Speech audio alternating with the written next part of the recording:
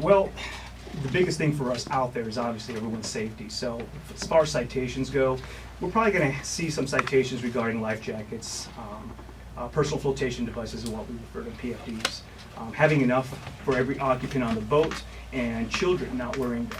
And there's an age limit, 12 years old and under, but the children should actually be wearing a life jacket. So those are some citations that you'll see, and another one is for the state mandated boater's education card.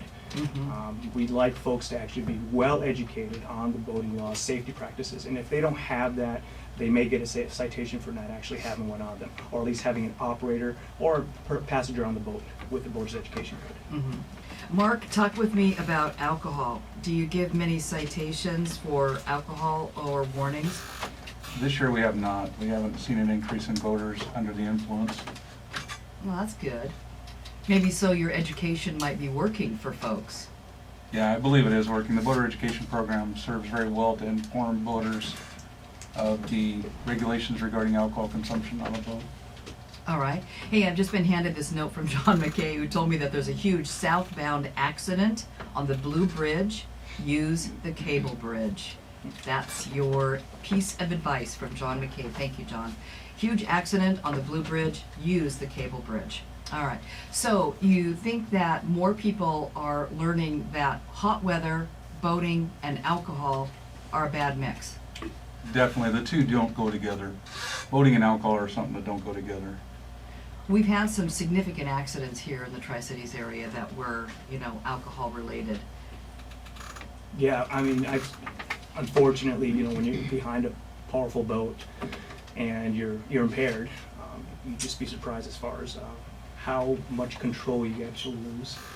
They say that an example is one beer can actually equal to 3 beers of impairment on an individual who's on land versus being out in the water.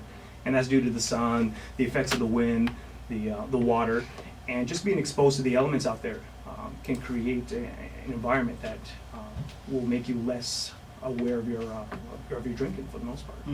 So that can be pretty dangerous, and we do see some reckless boaters out there, and that's our job to actually go out there and try to contact them and see what we got. So all of the counties, and this includes Walla Walla County too, Walla Walla, Franklin, and Benton, all the sheriff's departments have boats, and you're literally on the water, right? Right. Yeah, absolutely.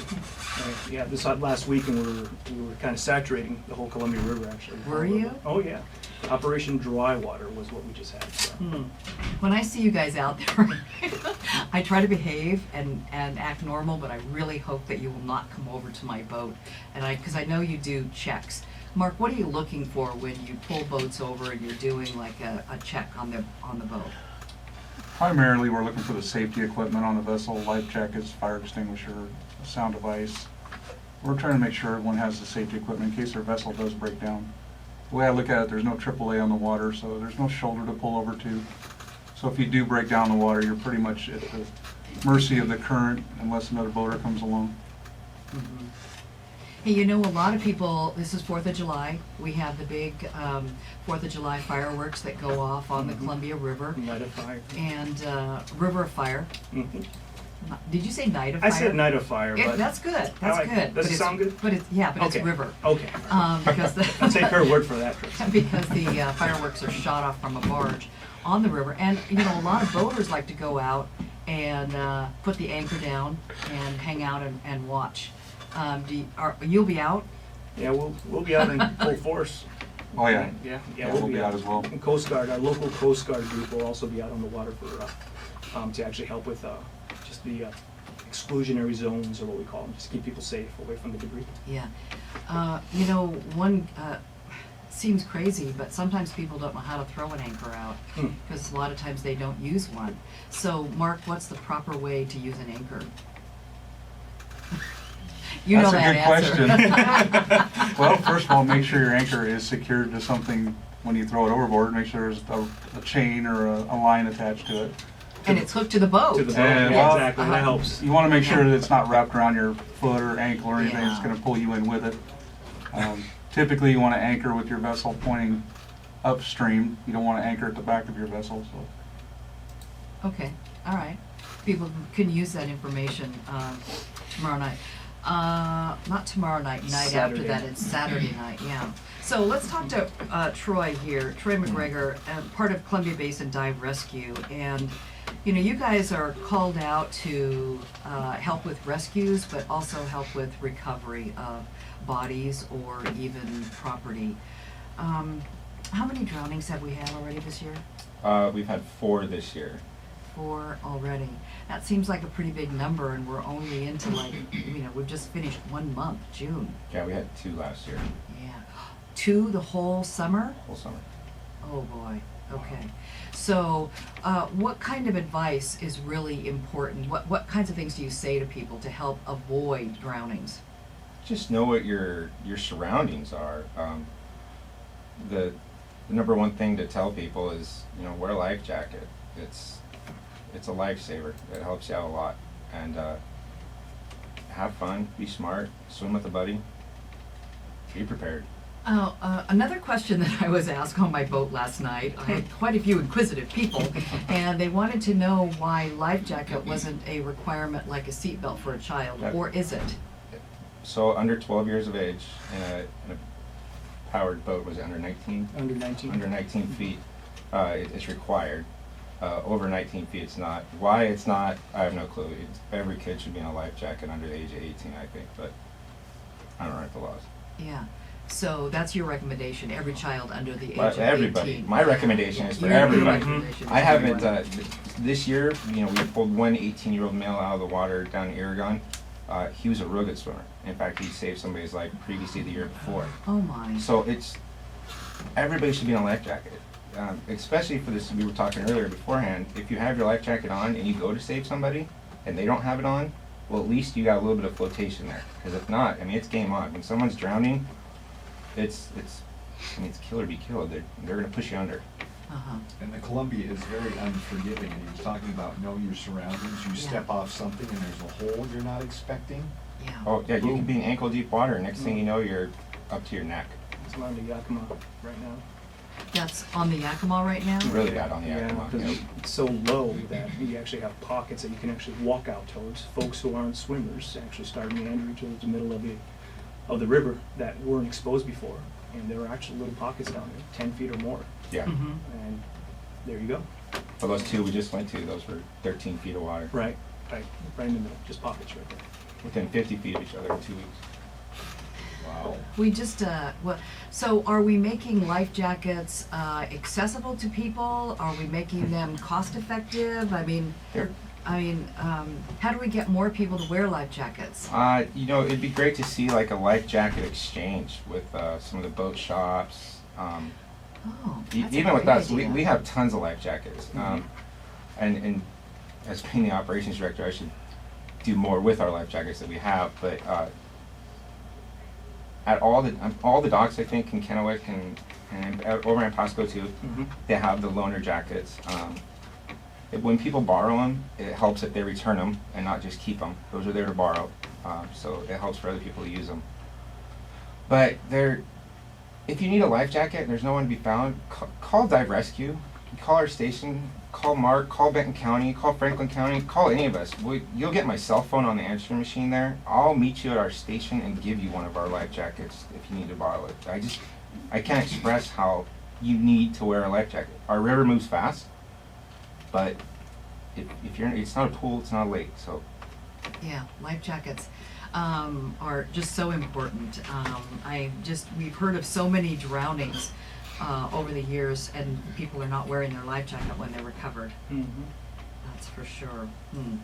All right, the river is, I read yesterday that the river is the warmest it's ever been. It's 71 degrees. What does that mean for people being out and enjoying and wanting to go to the river? There's gonna be more people, huh? Yeah, I guess when, we've been pretty lucky the last, week and a half. It's Yeah, extremely hot that's a temperatures, lot. so it's heating it up pretty good. So I think it was 71, somebody said? Yeah, 71. Okay. Uh-huh. So it's 71 degrees on the surface, by maybe 8-9 inches under, but as you get deeper out in the river, if you're out tubing, jet skiing, you fall off your boat a couple feet down, it's not 71 degrees, it's a lot colder than that. So it's 71 degrees on the surface, but we want the public to know that underneath it's not 71 degrees and you can go into shock pretty quick. Yeah. And that can also contribute to water shock, 100-degree outside, and you're baking, you're roasting up top, and all of a sudden you jump in water that's 60 some odd degrees, and boom, your body locks up, your muscles lock up for a split second. And for folks who aren't strong swimmers, that can be detrimental. It's scary when you see people jump off a boat and they come up and they're sputtering and they're really afraid. And the water on the Columbia is really, really cold. So Right. that's a misnomer about 71 degrees, I guess. Mhm. People shouldn't think that that's the kind of water to be jumping in. All right. What other common things, Mark, if you were talking with people about boating safety, I'm going to give you the chance here. What would you say to them? I would really just go off of what Troy was saying. Wear your life jacket. I know they're hot, but at the end of the day, it's what's going to keep you afloat. The other thing is file a float plan with loved ones. Let them know what type of vessel you're operating. Let them know where you're going to be boating at, when you're expected to be home, as well as the launch that you launched from. Those are very important things that we need to know if you do come up, your boat breaks down, and you call for help, so we know where to look for you. Those are just important things to have. Definitely life jackets, in my opinion, Last scene point. are very important to have. Also carry a fire extinguisher with you. Carry 2 of them. Those are also things, again, going back to what I said earlier, there is no one out there to help you unless another boater comes along, or unless we happen by, or you have cell service and call 911. So be prepared to self-rescue if you need to. Yeah, and there are areas out on our rivers here where you don't have cell service, particularly up there on the Snake River. Exactly. Yeah, well, this is all good advice, Mark, this is the first time I've heard about the flight plan idea, letting people know. Float plan, right? Well, I Float like plan. flight. Oh, see. You must have a fast boat. River fire, No. float plan. Hydros are in 3 weeks. Night of Fire was good. Yeah, That is a so, float. float plan, yeah. Float plan, That's a really definitely. smart idea. Well, you do it when you're traveling too, to Yeah. let people know, Okay. hey, we're gonna go to Seattle, we're leaving at 10, so they know what's going on. Yes, okay, Absolutely. that's a really good idea. All right, JP, do you have anything else you want to add to what Mark did a pretty good job there. I think Mark did an amazing job describing Thank you, it. thank you. He did really good. But yeah, just to piggyback on what he said, just be safe, use common sense out there. And as much as folks don't like wearing their life jackets, Yeah. it'll Smart. help. Yeah, absolutely. Very Keep smart. the alcohol to a minimum.